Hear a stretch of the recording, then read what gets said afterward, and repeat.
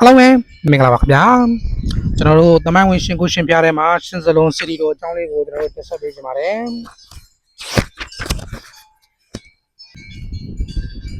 Xin giờ đồ bia cho nó đồ tầm anh mình xin cô xin bia đây mà amma xin con đã sum mèo bia lại phía bạc nhá. Xin giờ đồ bia của lại ở phun mèo trên là solution đó. Xin giờ đồ bia đầu em mèo cái này bị đó con nằm ai cả quả với đóနောက်လိုမျိုးနဲ့မျိုးဟောင်းရွာတွင်ကျွန်တော်တို့တည်ရှိပါတယ်ခင်ဗျာ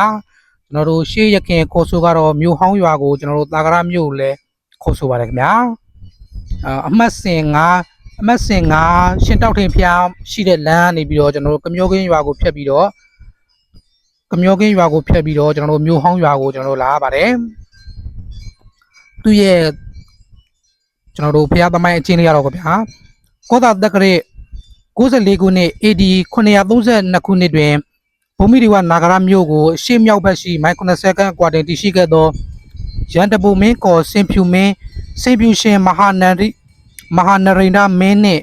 မိဖုရားမတီဒေဝီတို့သည်တောကစားထွက်ကြရာတွင်နှစ်လိုပွဲကောင်းသောရွှေဦးတောင်းငှက်ကြီးတစ်ကောင်ကိုတွေ့ရှိခဲ့ရမှာစ၍မင်းကြီးအားရွှေဦးတောင်းငှက်လူချင်းအရှင်လူချင်းသဖြင့်ဖန်ပေးပါရန်မိဖုရားမှတောင်းဆိုခဲ့ရာမင်းကြီးရောက်ဖတော့မိုးဆိုးမောင်နှွားမှအရှင်ဖမ်းပြေးမိဟုဆိုကာတောင်းယူခဲ့ပါတယ်။သို့တော်လည်းမောင်နှွားဟာ6လခန့်ကြာသည့်တိုင်အောင်ဦးတော်ငှက်အားမဖမ်းနိုင်ပါသဖြင့်ဒေဝပပရတောင်ယခုရှင်တောက်ပုံခေါ်ဂိရိပစ္စယရှင်အသိထံဂောဝိဒအမည်ဖြင့်ယသိဝေးနေရှိလေပါတယ်။တက္ကရာ124ခုနှစ် AD 962ခန့်တွင်ဂောဝိဒရှင်အသိသည်စွန့်ကန်ကြွရာအပြန်လန်းတွင်လမ်း၌လူမမဲကလေးမွေးကင်းစနှစ်ဦးအားတွေ့ရှိ၍ကောက်ယူခဲ့ပြီးယောက်ျားလေးအားရှင်ဆန်ဟု၎င်းမိန်းကလေးအားရှင်ဇောဟုဆို၎င်းအသီးသီးအမည်နာမသမုတ်ပေးခဲ့ပါတယ်